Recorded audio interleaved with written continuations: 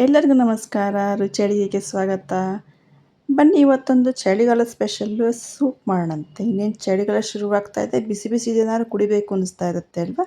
ಅದಕ್ಕೆ ನಾನು vegetable soup ಮಾಡ್ತಾಯಿದ್ದೀನಿ. ಸಿಂಪಲಾಗಿರುತ್ತೆ. ಬನ್ನಿ ಇದಕ್ಕೇನೇನು ಬೇಕು ಅಂತ ನೋಡೋಣ.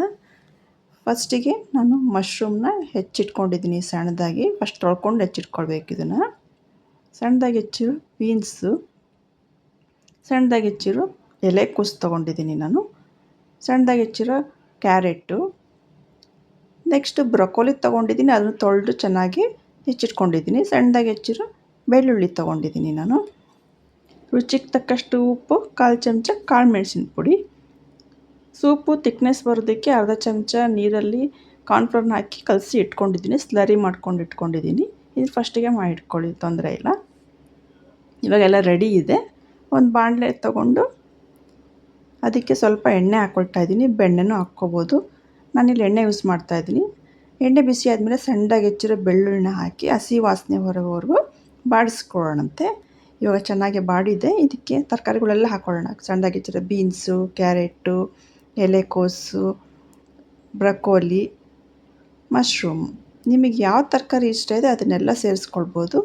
ಸೂಪಲ್ಲಿ ತುಂಬ ವೆರೈಟಿ ಇದೆ. ನಾನು ನೆಕ್ಸ್ಟ್ ಒಂದೊಂದಾಗಿ ತೋರಿಸ್ಕೊಡ್ತೀನಿ ನಿಮಗೆ. ಚೆನ್ನಾಗಿ ಫ್ರೈ ಆಗ್ತಾ ಬರ್ತಾಯಿದೆ. ಇದು ಸ್ವಲ್ಪ ಬೇಯೋದಕ್ಕೆ ನಾವು ನೀರು ಸೇರಿಸ್ಕೊಳ್ಳೋಣ ಇದಕ್ಕೆ. ನೋಡಿ ಈಗ ಚೆನ್ನಾಗಿ ಫ್ರೈ ಆಗಿದೆ ಅಲ್ವಾ.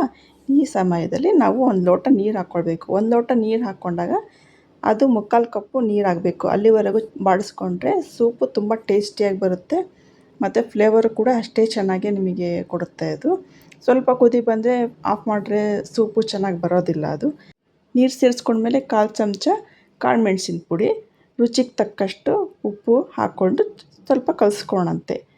ನೀವು ನಿಂಬೆಹಣ್ಣು ಸೇರಿಸ್ಕೊಳ್ಬೋದು ಇದಕ್ಕೆ. ಅದು ಸೇರಿಸ್ಕೊಳ್ಳಿದ್ರೆ ಲಾಸ್ಟಲ್ಲಿ ಸೇರಿಸ್ಕೊಳ್ಬೇಕು.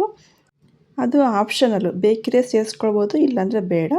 ಇವಾಗ ಒಂದು ಲಿಡ್ ಮುಚ್ಚಿಬಿಟ್ಟು 2 ನಿಮಿಷ ಚೆನ್ನಾಗಿ ಕುದಿಯೋದಕ್ಕೆ ಬಿಟ್ಬಿಡೋಣಂತೆ. ನೀರು ಸೇರಿಸ್ತೀವಲ್ಲ ಇವಾಗ. 2 ನಿಮಿಷ ಆದಮೇಲೆ ತೆಗೆದು ನೋಡ್ತಾ ಇದ್ದೀನಿ.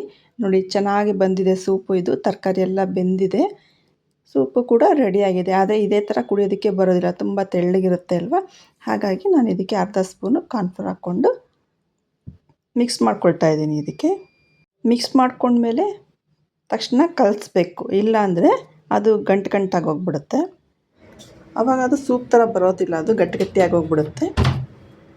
ಕಾರ್ನ್ಫ್ಲೋರ್ ಹಾಕಿದ್ಮೇಲೆ ತುಂಬ ಸಮಯ ಹಿಡಿಯೋದಿಲ್ಲ ಸೂಪ್ ತಯಾರಾಗೋದಕ್ಕೆ. ನೋಡಿ ಇವಾಗ ಥಿಕ್ನೆಸ್ ಬರ್ತಾಯಿದೆ. ಇಷ್ಟ ಆದರೆ ಸಾಕು. 1 ನಿಮಿಷ ಕುದಿಸ್ಕೊಂಡು ಸ್ಟವ್ನ ಆಫ್ ಮಾಡಿಬಿಡಿ. ಆವಾಗ ಸೂಪು ಕುಡಿಯೋದಕ್ಕೆ ರೆಡಿ ಇರುತ್ತೆ. ಸೂಪು ರೆಡಿ ಆದಮೇಲೆ ನಾನು ಬೌಲಿಗೆ ಹಾಕಿಟ್ಟಿದ್ದೀನಿ. ಚೆನ್ನಾಗಿ ಕಾಣ್ತಾ ಇದೆ ಅಲ್ವಾ. ನಿಮಗೆ ಹೇಗನ್ನಿಸ್ತು ವೆಜಿಟೇಬಲ್ ಸೂಪ್ ರೆಸಿಪಿ? ಸಿಂಪಲ್ಲಾಗಿದೆ ಅಲ್ವಾ. ನಿಮಗೆ ಇಷ್ಟ ಆಗಿದ್ರೆ ಶೇರ್ ಮಾಡಿ, ಲೈಕ್ ಮಾಡಿ, ಕಮೆಂಟ್ ಮಾಡಿ. ಹಾಗೆ ಹೊಸದಾಗಿ ನಮ್ಮ ಚಾನಲ್ ನೋಡ್ತಿರೋರೆಲ್ಲ ಸಬ್ಸ್ಕ್ರೈಬ್ ಮಾಡಿ. Thank you.